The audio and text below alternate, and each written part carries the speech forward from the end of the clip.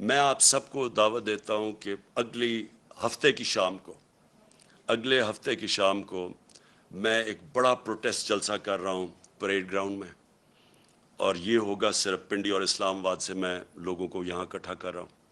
باقی پشاور میں اور پنڈی لاہور میں، کراچی میں، ملتان میں، ہمارے جو بڑے بڑے شہر ہیں، ان سارے شہروں کے اندر، فیصل آباد میں خاص طور پہ، آج فیصل آباد میں جدھر مشکلوں کا سامنا کرنا پڑا ہے، میں ساروں کو کہہ رہا ہوں کہ آپ نے وہاں جلسے کرنے ہیں ہفتے کی رات کو، اور میں انشاءاللہ کروں گا پریڈ گراؤنڈ میں جلسہ.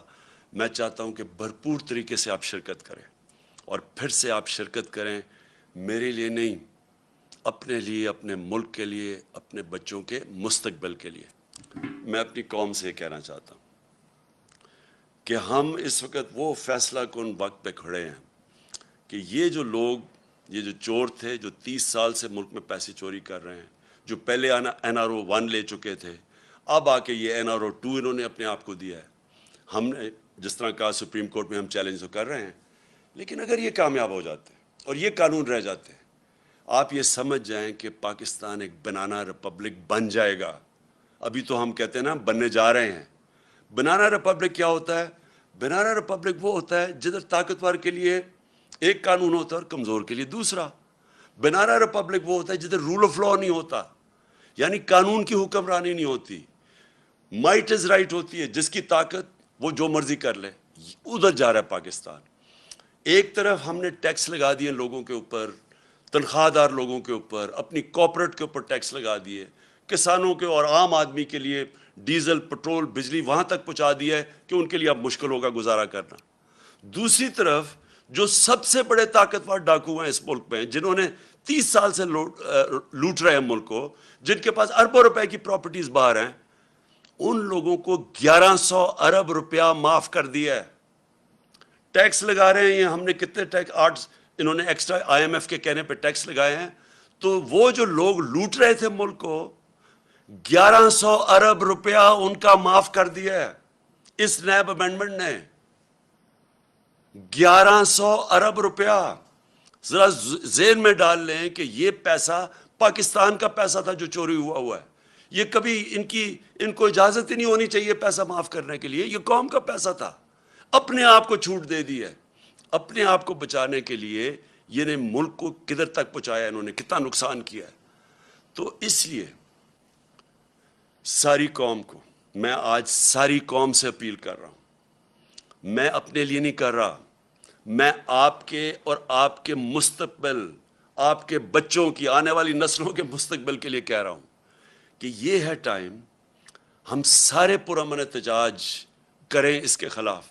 یہ ہمارا جمہوری حق ہے. ہمیں انہوں نے جب 25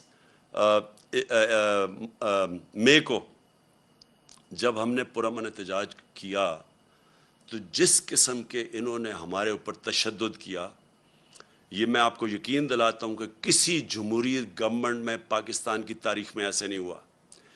اور میں آپ کو جنرل مشرف کے مارشل لاء کو کہتا ہوں، میں نے 8 دن جیل میں گزارے تھے.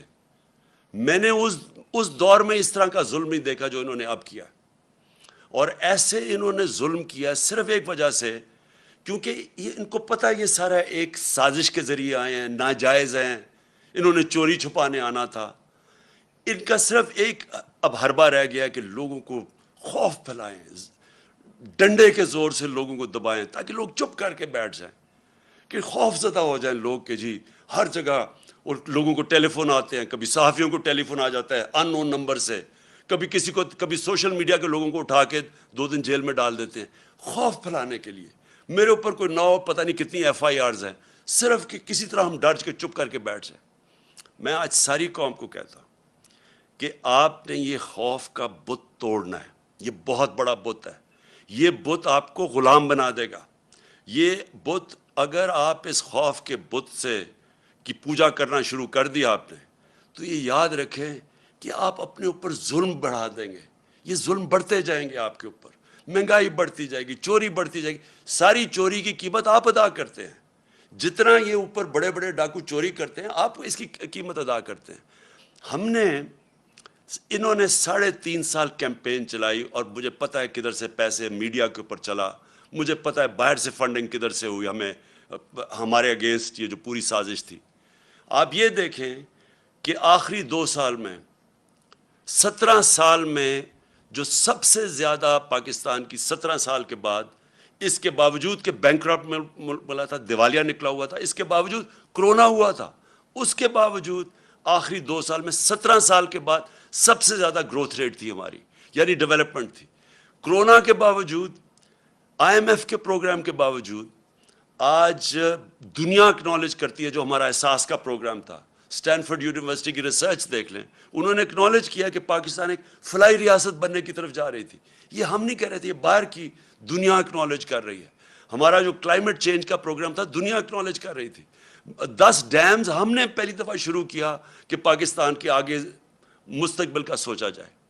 اس دور کے اندر، مشکل دور میں، آج آپ دیکھ لیں کہ ہمارا معاوضہ کریں جو انہوں نے کیا کہ صرف 2 مہینے کے اندر. میں اپنی ساری قوم کو آج کہتا ہوں کہ یہ آپ کے اوپر خوف بھی پھیلائیں گے میڈیا کے. میں تو آج سلام کرتا ہوں ان صحافیوں کو، میڈیا اینکرز کو، جن کے اوپر ایف آئی آرز کاٹی ہوئی ہیں، جن کو ٹیلی فون کر کر کے دھمکیاں دی جا رہی ہیں. میڈیا آنرز کو میں ان کو سلام کرتا ہوں، جو 2-3-4 میڈیا آنرز جو آج کھڑے ہوئے ہیں، اس کے باوجود کہ دھمکیاں ملتی ہیں، اس کے باوجود آج کھڑے ہیں اور حق اور سچ پہ کھڑے ہیں. میں آج اپنی ساری قوم کو کہنا چاہتا ہوں، آپ نے اس طرح کے لوگوں کے جتنے یہ آپ کو ڈرانے کی کوشش اور ظلم کرنے کی کوشش، اس سے نہ گھبرائیں. وقت آ گیا سٹینڈ لینے کا. میں آپ سب کو دعوت دیتا ہوں کہ اگلے ہفتے کی شام کو میں ایک بڑا پروٹیسٹ جلسہ کر رہا ہوں پریڈ گراؤنڈ میں، اور یہ ہوگا صرف پنڈی اور اسلام آباد سے میں لوگوں کو یہاں اکٹھا کر رہا ہوں.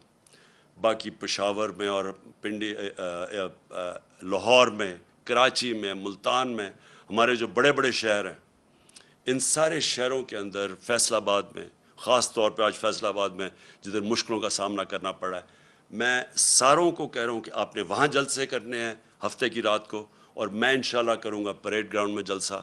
میں چاہتا ہوں کہ بھرپور طریقے سے آپ شرکت کریں، اور پھر سے آپ شرکت کریں میرے لیے نہیں، اپنے لیے، اپنے ملک کے لیے، اپنے بچوں کے مستقبل کے لیے. پاکستان پائندہ باد.